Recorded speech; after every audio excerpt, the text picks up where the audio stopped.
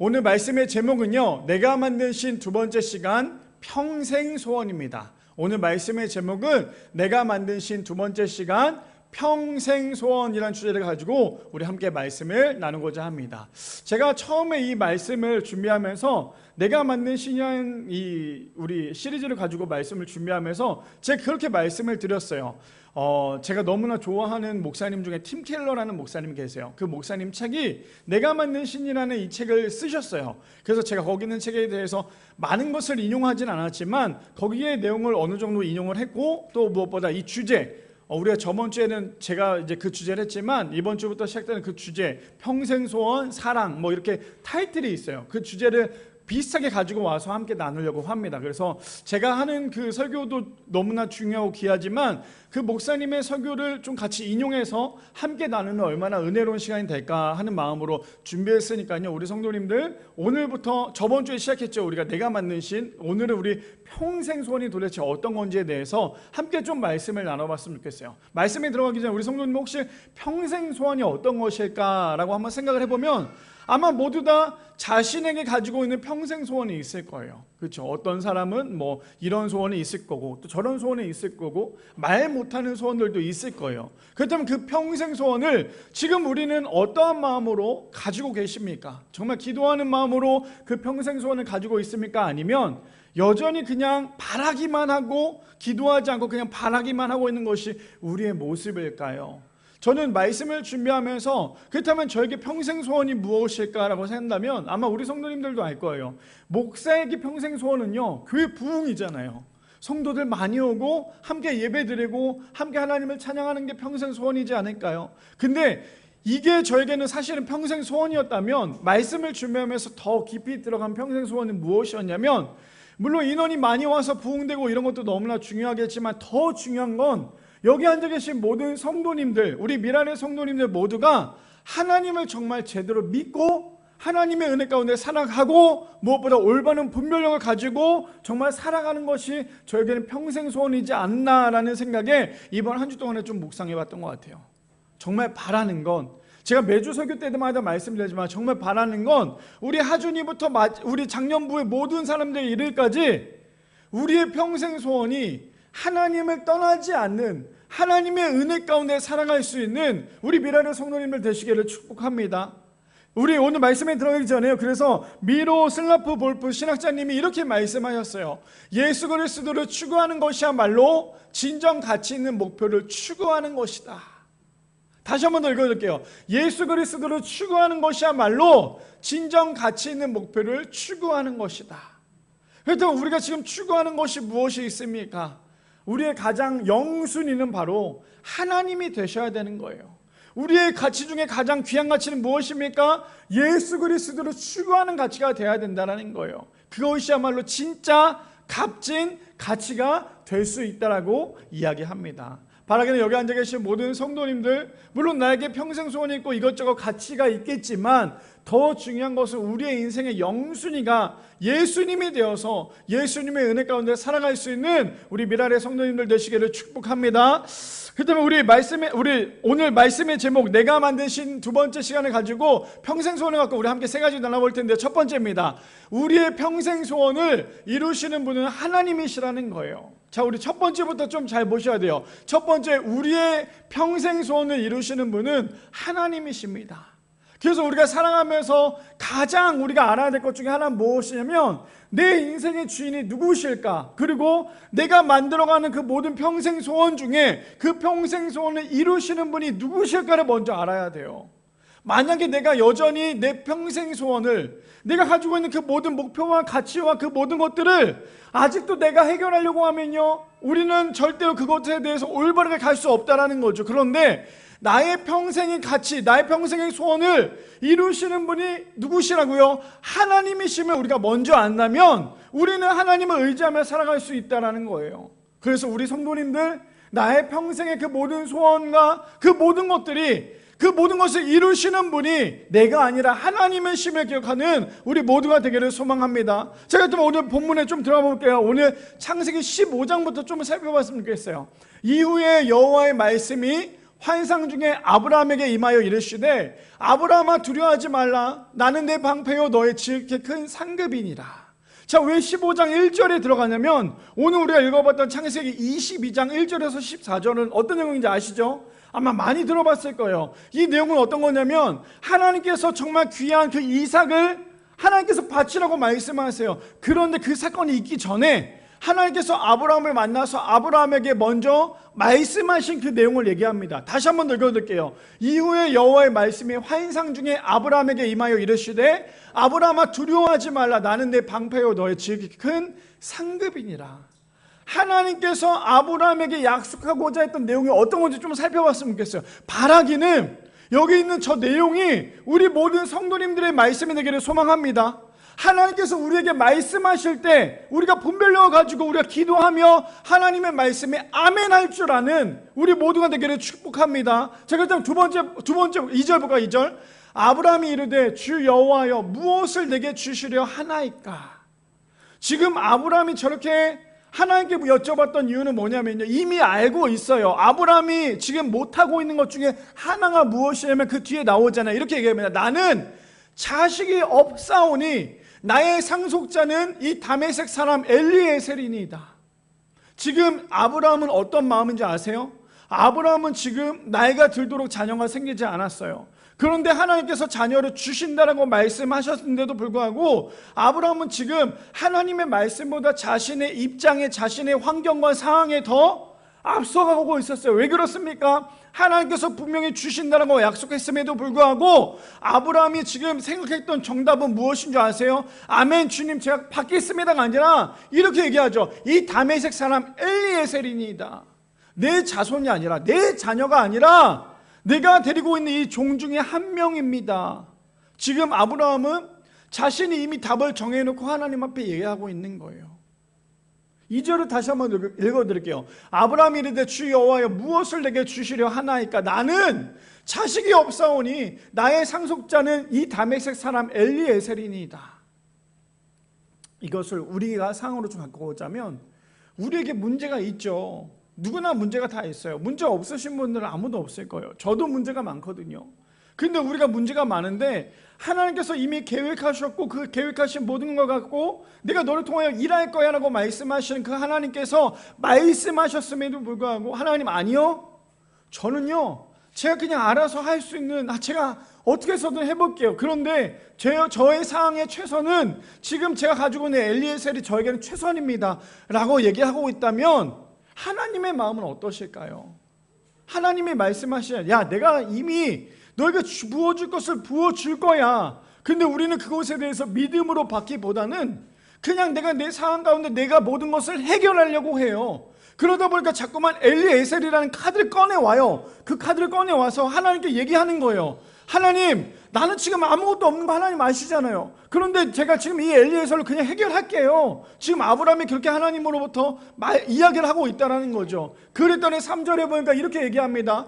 아브라함이 또 이르되 주께서 내게 씨를 주지 아니하였으니 내 집에서 길린 자가 내 상속자가 될 것이니이다. 지금 아브라함이 누구를 원망합니까? 하나님을 원망하고 있는 거예요. 어떻게 원망합니까? 아브라함이 또 이르시되 주께서 내게 씨를 주지 않았잖아요. 하나님 나에게 자녀를 주지 않았죠. 하나님 나에게 이런 커다란 문제를 해결해 줄 수 있는 힘을 주시지 않았잖아요. 지금 아브라함이 하나님에 대해서 원망을 하고 있어요. 그리고 난 다음에 뭐라고 답을 정해요? 그래서 하나님께서 어차피 저게 주시지 않는다면 그냥 내가 데리고 있는 이 아이에게, 이 사람에게 제가 그냥 상속자로 물려주겠습니다. 지금 아브라함이 하나님으로부터 하나님께 이야기하고 있는 것이 저런 이야기라는 거예요.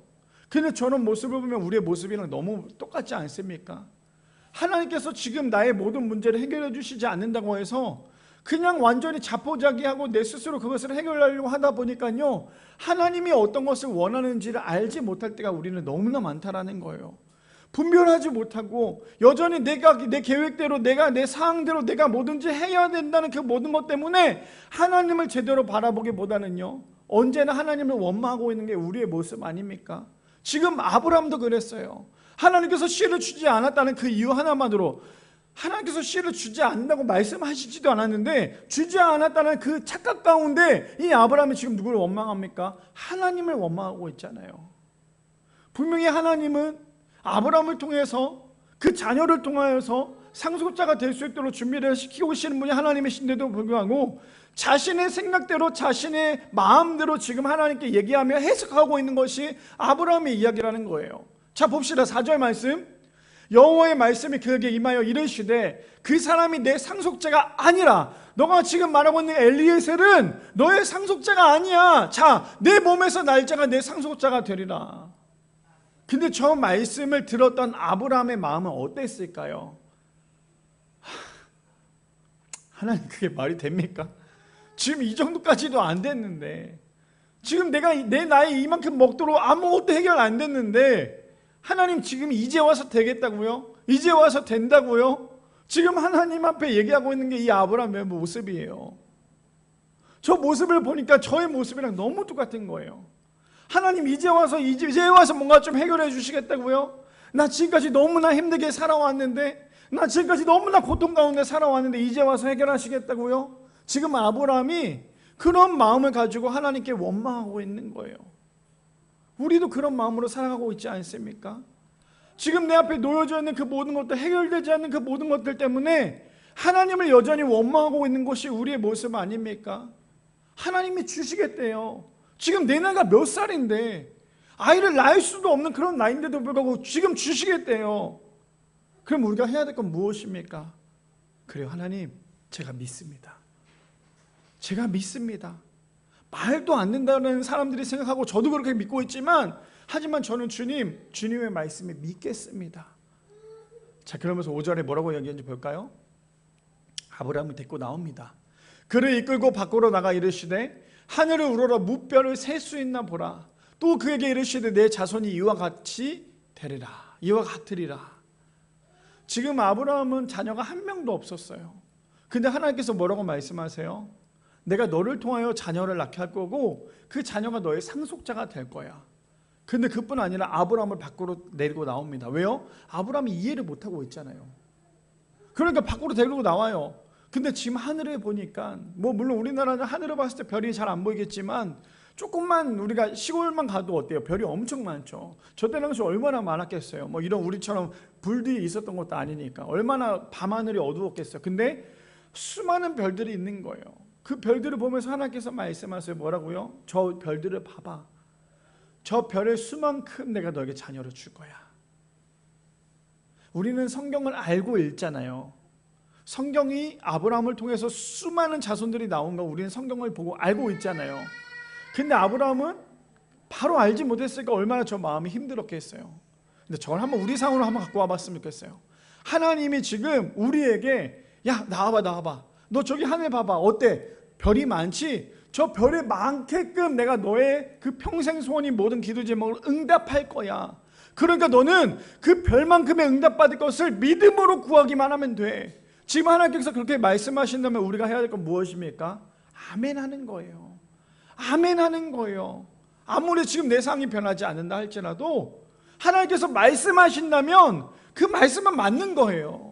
아무리 내 상황에 지금 이것이 불가능하고 말도 안 되고 정말 이건 해결 안 되는 그런 문제라고 할지라도요, 하나님께서 내가 할 거야, 내가 할 거니까 걱정 마라고 얘기하신다면 그건 그대로 이루어지는 거예요. 왜요? 하나님은 절대로 실수하지 않으시고 하나님은 절대로 뒤로 물르시는 분이 아니시기 때문이에요. 하나님은 말씀하셨으면 그 말씀대로 행하시는 분이기 때문이에요. 제가 왜 오늘 창세기 15장을 갖고 왔냐면 오늘 본문에 대해서 이야기를 조금 더 이해하기 편안하고 오늘 본문을 가져왔어요. 자, 그렇다면 오늘 본문을 좀 살펴봅시다. 창세기 22장 1절에서 2절 말씀해 보니까요, 그일 후에 하나님이 아브라함을 시험하시려고 그를 부르시되 아브라함 하시니 그가 이르되 내가 여기 있나이다. 자, 아까 15장에서 아브라함에게는 어떤 거라고 얘기했어요? 내가 저기 있는 수많은 무별, 저만큼의 별만큼 내가 너에게 자손을 줄 거야. 그런데 하나님께서 중간에 우리가 다 생각을 했지만 중간에 누굴 주십니까? 이삭을 줬어요. 아들을 줬습니다. 그러고 난 다음에 하나님께서 다시 한 번 더 아브라함을 부르세요. 그러고 난 다음에 2절에 보니까요, 이렇게 얘기합니다. 여호와께서 이르시되 내 아들 내 사랑하는 독자 이삭을 데리고 모리아 땅으로 가서 내가 내게 일러준 한 산 거기서 그를 번제로 드리라. 만약에 우리 성도님 나의 문제가 지금 해결이 되었어요. 근데 그 문제를 해결이 돼서 나는 지금 너무나 기쁘고 너무나 행복한데 그 행복한 그 순간을 하나님께서 다시 나에게 번제로 드려 라고 말씀하신다면 우리는 어떤 마음으로 그것을 드릴 수 있을까요? 아마 저는 목사지만요, 저도 드리지 못할 것 같아요. 저에게 가장 소중한 보물이 있는데 그 보물을 하나님께서 드리라고 얘기해요. 정말 너무나 힘들게, 죄송해요, 제가 이런 표현해서 죄송해요. 근데 저는 제가 이게 가장 적절하지 않을까, 우리 성도님들이 들었을 때 가장 적절하지 않을까 생각을 하는데, 이렇게 한번 비유를 해볼게요. 이거는 정답은 아니지만 지금 우리 미라교회가 이제 3주년이 됐어요. 근데 10주년이 됐는데 우리 교회가 엄청나게 사람들도 많이 부흥이 되고 정말 자리도 다 잡혔고 성도님들이 너무나 예배를 잘 드리고 있어요. 정말 예배도 너무나 잘 드리고 있고 우리 교회가 정말 추구하고자 하는 세상의 미랄 가운데 살아가고 있어요. 사람들이 봤을 때 와, 미랄교회 너무너무 정말 잘하고 있다고 얘기를 해요. 근데 갑자기 거기서 기도하는 도중에 하나님께서 저에게 말씀하세요. 너 10년 동안 고생 많이 했어. 그러니까 이제 그 교회를 떠나. 어떤 내용인지 아시겠어요? 어떤 기분인지 아시겠어요? 아직도 이해가 안 되십니까? 저에게 만약 그런다면 저는 이거는 사실 말도 안 돼요. 저는 지금 이제 3년밖에 되지 않았는데요, 지금 하나님께서 떠나라고 해도 너무나 힘들 것 같아요. 근데 10년이 됐고 안정됐고 교회도 정말 이쁘게 잘 가꿔놨고 하나님이 원하시는 됐는데, 그럼에도 불구하고 하나님께서 10주년이 되자마자 저에게 이 교회를 떠나라고 얘기를 해요. 다른 목사님을 데리고 와서 세워놓고 네가 떠나라고 얘기한다면 과연 저의 마음은 어떨까요? 정말 쉽지 않을 것 같아요. 제 평생 모든 것을 바쳤다라고 생각을 했기 때문에. 근데 사실 교회 주인은 누구십니까?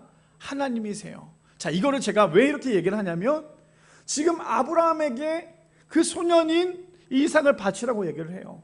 차라리 이삭이 태어나자마자 바치라고 했으면 조금 덜 억울했을 텐데 이제 이 소년이 조금 컸어요. 이제 10대예요. 그 소년을 하나님께서 뭐라고 얘기합니까? 야, 너 그 이삭을 이제는 좀 바쳐. 근데 성경에서 뭐라고 얘기합니까? 내 독자라고 얘기해요. 하나밖에 없는 그 이삭을 너 지금 바쳐. 누구에게? 나에게 바쳐라고 얘기한다면 아브라함의 마음은 어떨까요? 아니, 지금까지 이렇게 잘 지내왔는데 하나님께서 분명히 주셨는데 지금 저에게 다시 바치라고요? 아브라함의 마음은 결국 쉽지 않았을 거예요. 그 마음 가운데 정말 어려웠겠죠. 왜요? 가장 자신이 소중했던 자녀, 가장 소중했던 그 보물인 이삭을 하나님께 드리라고 얘기하니까요, 이 아브라함은 쉽지 않았을 거예요. 근데 아까 제가 말씀드렸죠. 교회의 주인은 누구라고요? 하나님이세요. 자, 반대로, 아니 그거에 대해서 똑같이 말하자면 아브라함이 말하고자 하는, 아브라함이 정말 소중하게 여기고 있는 이삭의 주인이 누구십니까? 하나님이신 거예요. 우리에게 가장 소중한 보물들이 있을 거예요. 그럼 그 보물이 내가 소유자라고 생각을 한다면 절대 뺏기지 않아요. 그리고 그것을 잃어버리면 정말 나는 망가질 수밖에 없지만 그것의 주인이 하나님이시라고 생각을 한다면 물론 하나님께 드리기 쉽진 않겠지만 하나님께 드려야죠. 왜요? 그것이 하나님의 거잖아요. 우리가 첫 번째 알아야 될 것이 무엇인 줄 아세요? 바로 모든 소유주는 하나님이시라는 거예요. 우리의 평생의 소원을 이루시는 분들도 누구라고요? 하나님이시라는 거예요. 이것을 먼저 우리가 기억을 해야 돼요. 왜요? 하나님이 어떤 분이신데요? 창세기 1장 1절에 이렇게 하나님이 이렇게 말씀하시잖아요. 뭐라고요? 태초에 하나님이 천지를 창조하시니라. 창세기 1장 1절에 보니까요, 태초에 하나님이 천지를 창조하셨대요. 하나님 어떠신 분이십니까? 나보다도 작으신 분이 아니에요. 내 기도 제목을 들어주지 못하는 그런 무능력하신 분이 아니시라. 하나님이 어떤 분이시라고요? 창세기 1장 1절에 태초에 하나님이 천지를 창조하신 분이세요. 믿으십니까? 그 하나님이 우리의 평생 소원을 이루어 가시는 분이시라는 거예요. 능력이 없어서 될까 안 될까? 우리 성도님들이 아픈데 제가 기도할 때마다 우리 성도님들 몸 괜찮으세요? 라고 물어보면 아주 좀 낫지 않았어요? 라고 얘기하면 저의 마음은 아직도 너무나 안타까운 마음으로 기도해요. 왜요? 저는 능력이 없잖아요. 기도할 수밖에 없잖아요. 이번 주에 어떠한 분이 이 네이버 그걸 통해서 우리 교회를 전화를 했어요. 젊은 청년이었는데 그 청년이 보통 거의 일주일에 한 번, 많게는 뭐 한 달에 두세 번, 뭐 네 번, 다섯 번 이상 네이버를 통해서 전화를 와요. 그럼 거의 전화에 100%라고 얘기하면 100%가 뭐냐면 도와주세요예요. 내가 뭘 못 먹고 있고 내가 너무나 힘든데 나에게 좀 돈을 좀 주세요라고 하시는 분들이 많아요. 또 때로는 그걸 통해서 제가 우리 교회는 그렇게 해서 돕지는 않고 있고요. 오셔서 같이 기도하고 같이 좀 나누고 그러면 우리가 좀 이렇게 나누겠습니다고 얘기해도 절대 찾아오지 않죠. 왜냐하면 그 사람들의 목적은 예배가 아니라 돈이거든요. 그래서 제가 그거에 대해서 그렇게 말씀을 드리면 거의 대부분 99.9%가 어떻게 전화를 받는 줄 아세요? 쌍욕을 해요. 네가 도대체 뭐라고 내가 이만큼 달랐는데 그것도 못 주냐고 이렇게 막 욕을 해요. 근데 이번에 한 청년이 똑같이 전화를 했어요. 자기는 먹지 못하고 너무나 힘들고 이렇게 살아간다. 인천에 있다가 대전으로 갔다. 그랬더니 그 청년이 저게 막 얘기를 하는 거예요. 그래서 제가 낮에는 일을 하고 있다 보니까 제가 미안한데 저녁에 다시 한번 전화를 줄래요? 했더니 저녁에 진짜로 전화를 주셨어요. 전화를 줘서 이런저런 얘기를 하다가 그 청년이 너무나 몸이 안 좋대요. 몸이 아프고 너무나 힘들대요. 그래서 제가 그 청년에게 혹시 나에게 지금 뭐 물질을 요구하고 있는 거냐라고 얘기했더니 그 정도 그건 아니고 그냥 기도만 받고 싶다고 얘기를 하는 거예요. 그래서 제가 그 청년에게 뭐라고 얘기했냐면 혹시 기도해봤냐 얘기했더니 제가 기도를 했는데 기도를 해도 아무것도 되지 않아서 그냥 목사님한테 전화를 하고 싶어서 목사님한테 전화를 했다. 근데 제가 그 친구한테 뭐라고 얘기했냐면 저는 우리 청년이 얘기하는 것처럼 능력이 있는 목사가 아니에요. 제가 능력이 있는 게 아니라 제가 기도할 때 하나님께서 우리 청년을 만져주실 거예요. 이것을 믿으면 아멘이라고 기도할 때마다 아멘 아멘 해주세요라고 얘기를 했어요. 그러고 난 다음에 기도를 해줬는데 정말 그 청년이 아멘 아멘 하면서 그 기도에 대해서 함께 마지막 기도하고 난 다음에 그 청년한테 좀 건강하라고 나중에 혹시나 기회가 되면 한번 찾아오라고 그렇게 얘기하면서 전화를 끊었어요. 제가 말하고자 하는 이유는 무엇을 얘기하고자 하냐면 우리에게는 능력이 없잖아요. 우리에게는 능력이 없어요. 아무리 훌륭한 목사님이라고 해도요. 병고침, 귀신 들린 모든 것들을 그 고치는 거는 절대 그 목사님이 아니에요. 우리나라에서 가장 유명한 목사님이 그 목사님이 손을 대서 그 귀신이 쫓아나가는 것도 아니고 그 목사님이 아무리 뜨겁게 기도한다고 해서 그 아픈 사람의 병이 낫는 게 아니에요. 우리 이거 올바르게 알아야 돼요. 무슨 말입니까? 하나님께서 그 목사님을 통해서 능력 주시기 때문에 그 사람이 낫는 거고 귀신이 쫓아가는 거예요. 도망가는 거예요. 우리가 이것을 먼저 알아야 돼요. 제가 왜 이 이야기를 합니까? 우리의 평생 소원에 우리의 모든 것을 이루시는 분은 하나님이신데 그 하나님이 어떤 분이십니까? 태초에 천지를 창조하신 하나님이시라는 거예요. 능력 없는 우리가 아니라 능력이 많으신 분이 하나님이시라는 거예요. 그러니 자꾸만 우리가 만들어낸 신, 내가 내 자신이 만들어낸 신 때문에 착각하며 살아가서는 안 되고 우리가 해야 될 건 무엇입니까? 우리의 손을 이뤄가시는 하나님을 먼저 바라볼 줄 알아야 된다는 거죠. 바라기는 우리 미랄의 성도님들, 우리의 평생 소원이 어떤 것입니까? 그 평생 소원을 이루시기 위해서 지금까지도 열심히 달려가고 있죠. 그렇다면 그 평생 소원을 이루시기 위해 열심히 달려왔다면 한번 좀 잘 생각해 봤으면 좋겠어요. 그 평생 소원을 이루기 위해서 힘든 게 왜 힘든 건지, 왜 어려운지, 왜 고통스러운지를 안다면 아마 99.9%가 내가 하려고 하기 때문에 그럴 거예요.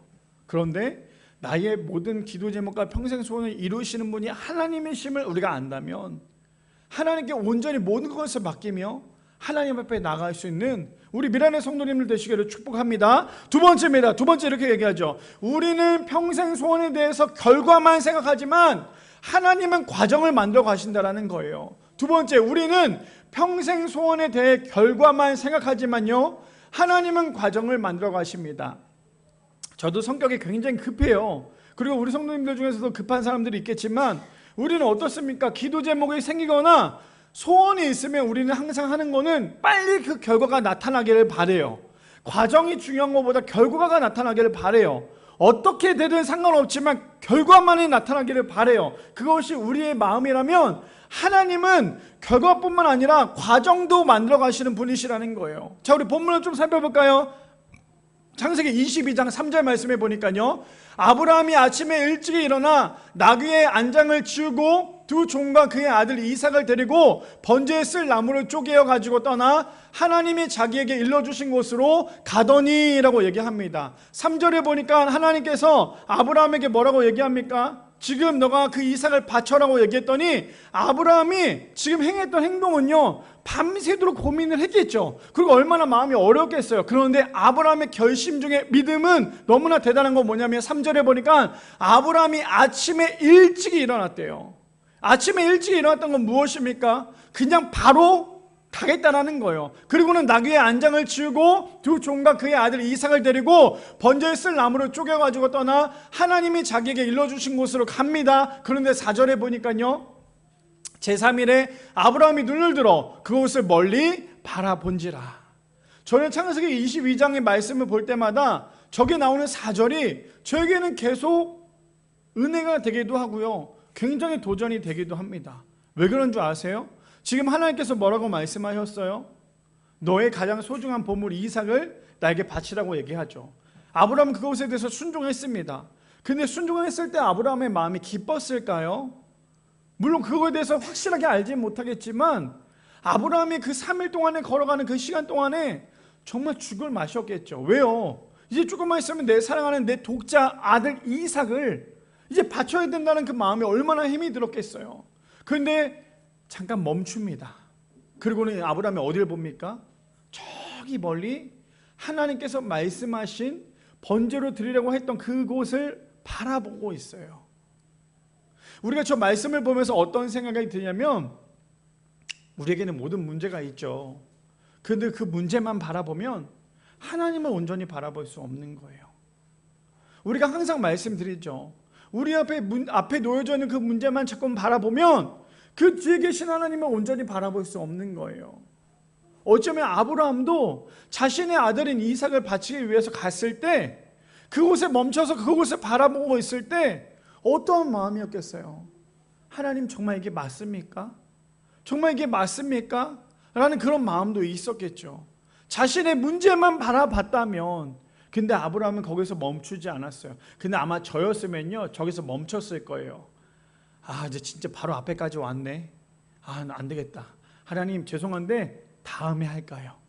우리 아이가 제 보물이 조금 더 커지거나 조금 더 나이가 들면 그때 하겠습니다. 아마 이게 우리의 마음 아닐까요? 그런데 놀라운 건 5절에 보니까요, 5절 보여주세요. 이에 아브라함의 종들에게 이르되 너희는 나귀와 함께 여기 기다리라. 내가 아이와 함께 저기 가서 예배하고 우리가 너희에게로 돌아오리라 라고 얘기합니다. 지금 아브라함의 믿음이 여기서 봐도 굉장히 대단했어요. 어떤 마음인 줄 아십니까? 뭐라고 얘기합니까? 너희는 나귀와 함께 여기서 기다리래요. 여기서. 너네 먼저 집으로 돌아가가 아니라 여기서 기다려. 왜 기다리라고 얘기합니까? 내가 아이와 함께 저기 가서 예배하고 우리가 너희에게로 다시 돌아오리라. 근데 우리가 저기서 봐야 될 건 무엇인 줄 아세요? 예배를 드리고 난 다음에 내가 너네들한테 갈게가 아니었어요. 뭐라고 얘기합니까? 우리가, 나 혼자가 아니라 내 아이와 함께 다시 이쪽으로 돌아올게. 아브라함의 믿음이 어떤 건지 아시겠습니까? 아브라함은 하나님을 알았어요. 저 본문 5절에 보니까 아브라함은 하나님이 어떤 분이신지를 너무나 잘 알았어요. 하나님을 알지 못했다면 4절에서 끝났겠죠. 근데 하나님을 아니까 내가 다시 여기로 돌아올 거야. 그러니까 조금만 기다리고 있어. 지금 아브라함의 어쩌면 신앙 고백이지 않을까요? 그러면서 6절 말씀을 보니까요, 아브라함이 이에 번제 나무를 가져다가 그의 아들 이삭에게 지우고 자기는 불과 칼을 손에 들고 두 사람이 동행하더니 라고 얘기하고 있어요. 지금 나무를, 장작을 이삭에게 지웁니다. 그리고 자신은 뭘 갖고 가요? 불과 칼을 가지고 그곳을 향해서 가고 있죠. 그러면서 7절에 보니까요, 이삭이 그 아버지 아브라함에게 말하여 이르되 내 아버지여 하니 그가 이르되 내 아들아 내가 여기 있노라. 이삭이 이르되 불과 나무는 있거니와 번제할 어린 양은 어디 있습니까? 라고 얘기하고 있어요. 이삭은 지금 뭐라고 얘기합니까? 아버지한테, 아브라함에게 설마 아버지가 날 죽일 거라고 생각은 전혀 하지 못했겠죠. 그러니까 이삭은 어떻게 하고 있어요? 아버지, 지금 이것은 다 준비가 되었는데 분명히 번제 드리러 간다고 얘기를 하셨잖아요. 분명히 이삭은요, 아브라함을 통해서 어렸을 때부터 제사하는 방법이나 이런 것들을 배웠을 거예요. 들었을 거예요. 그러니까 이제 번제를 드린다고 했으니까 분명히 번제를 드릴 만한 그 제사를 드릴 만한 그 제물이 분명히 이 아들은 봤을 때 없는 거예요. 그러니까 질문하죠. 뭐라고 질문합니까? 이렇게 질문하잖아요. 이삭이 아버지 아브라함에게 말하여 이르되 내 아버지와 하니 그가 이르되 내 아들아 내가 여기 있노라. 이삭이 이르되 불과 나무는 있거니와 번제할 어린 양은 어디 있습니까? 라고 질문을 하죠. 그러고 난 다음에 8절에 보니까요, 아브라함이 이르되 내 아들아 번제할 어린 양은 하나님이 자기를 위하여 친히 준비하시리라 하고 두 사람이 함께 나가서, 아브라함의 믿음의 고백은 무엇이에요?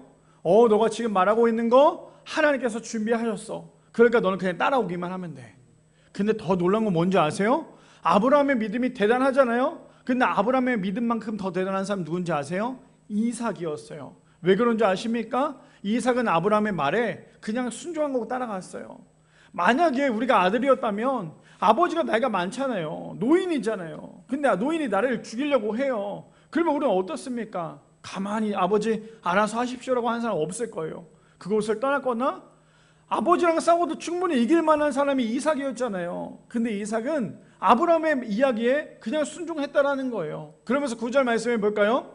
하나님이 그에게 일러주신 곳에 이른지라 이 아브라함이 그곳에 제단을 쌓고 나무를 버려놓고 그의 아들 이삭을 결박하여 제단 나무에 놓고. 이삭은 알았겠죠. 끝났구나. 하지만 반대로 분명히 아버지를 통해 하나님께서 아버지를 통해서 주시는 메시지가 있겠지. 이삭은 그런 마음을 가지고 움직이지 않지 않았을까요? 그랬던 10절 말씀에 손을 내밀어 칼을 잡고 그 아들을 잡으려 하니. 이삭이 생각했던 거는 분명히 메시지가 있겠지였는데 예상외로 아버지가 칼과 불을 가지고 나를 향해서 그것을 찌르려고 하는 거예요. 그런 이삭도 얼마나 두려웠겠어요. 제가 왜 오늘 이 말씀을 가지고 두 번째로 얘기했냐면, 보세요. 지금 모든 과정을 봤을 때 어떻습니까? 포기할 수밖에 없는 상황들이 너무나 많았어요. 내 소중한 보물을 드려라. 그리고 난 그 보물을 가지고 와서 결박해라. 칼로 자르고 불로 태워라. 이 모든 과정들을 봤을 때 우리는 어떻습니까? 하나님 이건 아니잖아요. 이건 말도 안 되잖아요. 하나님께 우리가 원망할 수밖에 없는 그런 상황이었어요. 근데 그러다 보니까 우리는 어떻습니까? 우리는 언제나 정답만을 우리는 바라잖아요. 결과만은 바라지만 하나님은 저런 과정을 통해서 아브라함을 어떻게 만들어가고 있습니까? 아브라함을 저 과정을 통해서 믿음의 조상이라는 타이틀을 주어주셨어요. 무엇입니까? 우리도 신앙생활 하면서 때로는 우리가 생각할 때 우리는 당연히 결과만을 원하잖아요. 과정이 물론 중요할 때도 있지만 결과가 정말 중요하거든요. 근데 그 결과가 안 되면 어떻습니까? 이거에 대해서 우리가 하나님 원망하지만 하나님은 모든 과정을 다 준비하시고 그 과정을 우리가 하나하나 넘어갔을 때, 그래서 신앙생활은요 한 번에 껑충 뛸 수가 없어요. 내가 오늘 교회 나왔다, 오늘 교회 나왔는데 오늘 완전히 불 받아서 하나님만 만났다, 만날 수 있죠. 그런데 중요한 건 뭔지 아십니까? 그 불은 금방 꺼질 수도 있어요. 그럼 우리가 해야 될 건 무엇인 줄 아세요? 하나하나 신앙의 계단을 밟아 가야 되는 거예요. 우리 성도님들 발에 다 굳은 살이 있으시죠? 굳은 살이 왜 있습니까? 그만큼 많이 걸었다라는 흔적이잖아요. 그 굳은 살이 있어야지만 우리가 어때요? 그 어떤 신발을 신어도 불편하지 않지만 굳은 살이 없는 사람은 어떻습니까? 우리가 걸을 때마다 많이 걸으면 많이 걸을수록 힘들 수밖에 없어요. 신앙도 마찬가지거든요. 믿음의 굳은 살이 박힌 사람은 우리가 어떠한 믿음의 여정을 가든 간에 하나님으로 인하여서 걸어갈 수 있지만 우리의 발에 믿음의 굳은 살이 있지 않으면 우리는 언제든지 가다가 넘어질 수밖에 없다라는 거예요. 그러니 하나님은 어떤 분이세요? 우리의 믿음을, 우리의 신앙을 하나하나 과정을 만들어 가고 계신다는 거예요. 지금 여기 앉아 계신 모든 성도님들이 어떤 분은 신앙생활 이제 갓 하신 분들도 있을 거고요. 10년, 20년, 50년 하신 분들도 있을 거예요. 잘 한번 생각해 보세요. 50년 동안 내가 교회 다니면서 신앙을 지켰다? 쉬운 게 아니에요. 50년 동안 우리 장로님들, 권사님들, 집사님들 보면 그동안에 그 나이가 되시도록 그 신앙을 지켰다? 정말 쉬운 게 아니거든요. 왜요? 분명히 신앙생활 하면서 굴곡도 있었겠죠. 넘어질 때도 있을 거고 일었을 때도 있을 거예요. 그런데 그럴 때마다 믿음의 굳은 살로 인하여 하나님께서 만들어 가시는 그 과정으로 인하여서 지금까지 왔다라는 건 은혜 아닙니까? 그것이 바로 은혜라는 거예요. 그러니 우리는 언제나 결과만 바라보는 것이 아니라 하나님께서 여전히 우리의 믿음의 과정을 밟아가시는 그 하나하나를 하나님과 함께 동행할 수 있는 우리 미라클 성도님들 되시기를 축복합니다. 마지막 세 번째입니다. 마지막 세 번째 이렇게 얘기하죠. 우리의 평생 소원은 세상이 아니라 하나님의 사랑이어야 한다는 거예요. 마지막 세 번째, 우리의 평생 소원은 세상이 아니라 하나님의 사랑이어야 한다라는 거죠. 우리 본문 볼까요? 창세기 22장 11절에서 14절에 보니까 여호와의 사자가 하늘에서부터 그를 불러 이르시되 아브라함아 아브라함아 하시는지라 아브라함이 이르되 내가 여기 있나이다 하메라고 얘기합니다. 지금까지 어떤 장면이었습니까? 이삭을 결박을 했어요. 그리고 이삭을 어떻게 해요? 이제 번제로 드리기 위해서 칼을 휘둘기 위해서 들고 있었어요. 그런데 그 모습을 누가 봅니까? 하나님께서 보셔요. 하나님께서 보시고 난 다음에 뭐 어떻게 합니까? 하나님께서 제일 빨리 먼저 멈추게 만드세요. 어떻게 해요? 아브라함아 아브라함아 하는지라 아브라함이 이르되 내가 여기 있나이다. 지금 하나님께서 만약에 저걸 그냥 뒀다면 이삭은 그 자리에서 죽을 수밖에 없었겠죠. 근데 하나님은 아브라함의 마음을 너무나 잘 알고 계셨어요. 그리고 그거 아십니까? 아브라함의 그릇이 그 정도 되기 때문에 하나님께서 또다시 아브라함을 쓰시는 거예요. 그럼 목사님 저는 그릇이 작아서 하나님께서 안 쓰시는 거 아니요. 그만큼 믿음의 여정, 믿음의 과정을 밟아가면 우리의 믿음의 그릇도 커질 수 있다는 거예요. 그래서 하나님은 어떻습니까? 우리에게 이겨낼 수 있는 시험만 주시는 분이세요. 우리가 그 시험 때문에 넘어진다면 하나님께서 주시지 않지만 우리에게 주시는 그 시험은 우리를 다시 한 번 더 일으키기 위해서 우리에게 시험을 주신다는 거예요. 그러니 우리가 신앙생활 할 때 왜 나에게 이런 어려움이 올까? 왜 나에게 이런 큰 시험이 올까? 그 시험 때문에 왜 나는 이렇게 힘들까가 아니라 맞아, 하나님께서 나에게 이겨낼 수 있는 시험을 주시기 때문에 나에게 지금도 이 시험을 주신 거야 라는 믿음을 갖고 있다면 그 시험도 이겨낼 수 있어요. 근데 반대로 부정적으로 하나님 이건 아니지 않아요? 부정적으로 간다면 그 시험 절대 이겨낼 수 없다라는 거죠. 그러니 지금 하나님께서 아브라함에게 어떻게 해요? 아브라함아 아브라함아 하고 말씀하시는 거예요. 그랬더니 아브라함이 하나님 저 여기 있습니다 라고 얘기하죠. 12절 볼까요? 12절이요. 사자가 이르시되 그 아이에게 내 손을 대지 말라. 그에게 아무 일도 하지 말라. 내가 내 아들 내 독자까지도 내게 아끼지 아니하였으니 내가 이제야 내가 하나님을 경외하는 줄을 아노라. 저기에 우리가 저 말씀에 아주 숨은 하나님의 사랑이 있는 거 아십니까? 저 말씀 속에 숨은 하나님의 사랑이 있어요. 저 말씀을 깊이 묵상하면 하나님의 사랑이 어디서 나오는지 아세요? 여기서 나와요. 내 아들 내 독자까지도 내게 아끼지 아니하였으니. 누가 누구에게 말씀하고 계실까요? 하나님 스스로가 하나님이 하시는 일에 대해서 말씀하시는 거예요. 그 독자가 누군데요? 예수 그리스도잖아요. 그런데 아브라함에게도 똑같이 말씀하시는 거예요. 뭐라고요? 내가 내 아들 내 독자까지도 아끼지 아니하였으니 내가 이제야 내가 하나님을 경외하는 줄을 아노라. 하나님도 하나님의 독자인 그 예수님을 절대 아끼지 않으셨어요. 왜요? 예수님이 누구 때문에 이 땅에 오셨는데요? 우리 때문에 오셨잖아요. 예수님의 죽으심 때문에 우리의 모든 죄들이 사라졌잖아요. 이것을 믿는 사람은 구원을 받는 거고 이것을 믿지 못하는 사람은 구원을 받을 수 없는 거예요. 이해되십니까? 하나님의 사랑이 어떤 분이신지 아브라함을 통하여 하나님의 사랑을 말씀하고 계시는 거예요. 그러면서 13절 말씀해 보니까요, 13절이요. 아브라함이 눈을 들어 살펴본즉 한 순양이 뒤에 있는데 뿔이 수풀에 걸려 있는지라 아브라함이 가서 그 순양을 가져다가 아들을 대신하여 번제로 드렸더라. 하나님의 모든 계획과 하나님의 모든 과정 속에는요, 하나님께서 모든 것을 준비하고 그 준비하신 것에 대해서 우리와 함께 걸어가고 계시는 거예요.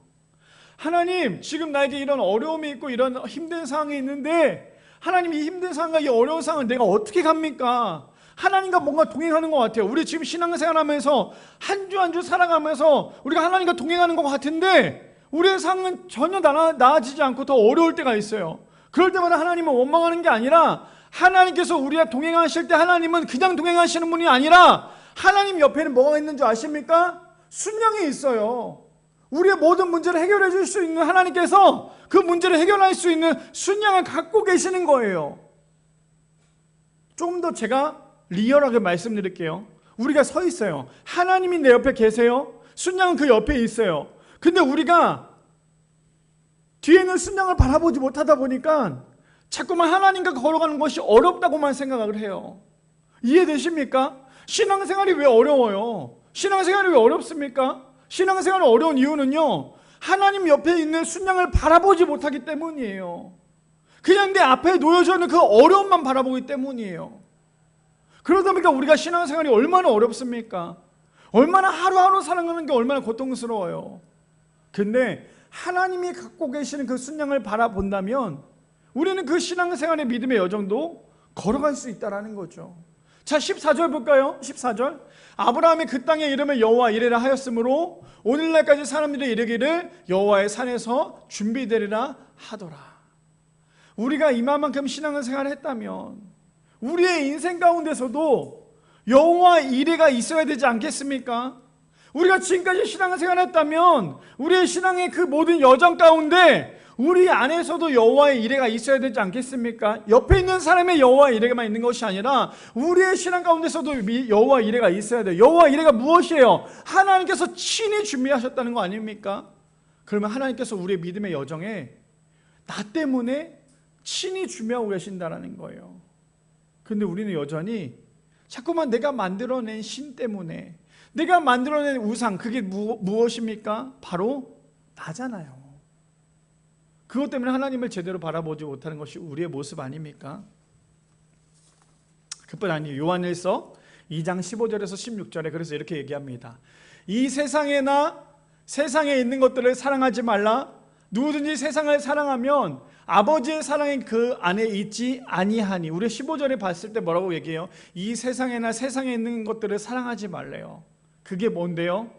한마디로 말하면 우상이잖아요. 사랑하지 말라. 누구든지 세상을 사랑하면 아버지의 사랑이 그 안에 있지 아니하니. 하나님이 가장 싫어하는 죄가 무엇인 줄 아세요? 하나님이 가장 싫어하는 죄는 하나님 외에 다른 신이에요.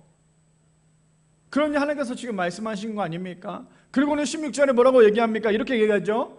이는 세상에 있는 모든 것이 육신의 정욕과 안목의 정욕과 이생의 자랑이니 다 아버지께로부터 온 것이 아니요 세상으로부터 온 것이니라. 제가 왜 말씀을 이걸로 맞추려고 하냐면 오늘 말씀의 제목이 무엇입니까? 평생 소원이었어요. 그렇다면 내가 지금 이뤄가고 있는 그 모든 평생 소원이 과연 나는 하나님을 위해서 살아가는 것이 우리의 평생 소원이십니까? 아니면 여전히 세상의 가치 때문에, 여전히 세상 때문에, 세상의 모든 만족 때문에 살아가는 것이 우리의 평생 소원이십니까? 이걸 한번 좀 묵상하며 고민을 좀 해봤으면 좋겠어요. 여전히 우리가 하나님이 아니라 세상을 위해서 그대로 살아가고 있다면 그거 절대 끊을 수 없는 우상이 될 수밖에 없거든요. 그래서 가장 커다란 우상은요, 어쩌면 뭔가 만들어진 것보다 내 자신이지 않을까요? 그러니 우리가 해야 될 것은 만들어낸 신, 내가 만들어낸 신, 그것이 무엇입니까? 평생 소원의 그 가치 중에 하나님이 아니라 내 자신이라면 그것은 우상이 될 수밖에 없다라는 거예요. 다시 한 번 더 마지막 절만 읽고 마칠게요. 이는 세상에 있는 모든 것이 육신의 정욕과 안목의 정욕과 이생의 자랑이니 다 아버지께로부터 온 것이 아니요 세상으로부터 온 것이니라. 우리의 소원을 이루어 가시는 분도 누구라고요? 하나님이세요.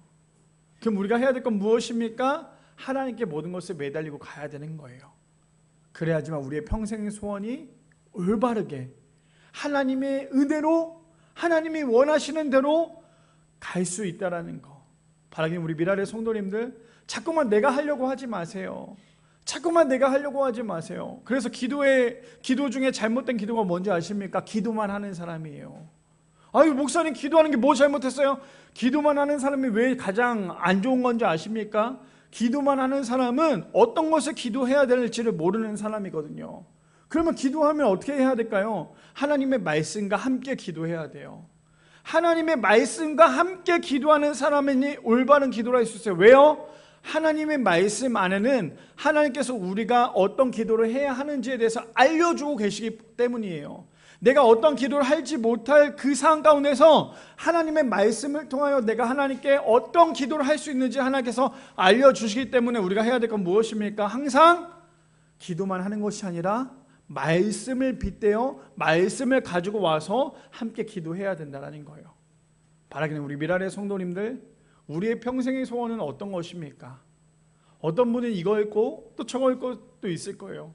그렇다면 그 평생의 소원을 자꾸만 내가 하려고 하지 마세요. 지금 내 앞에 놓여져 있는 그 문제도 내가 해결하려고 하지 마세요.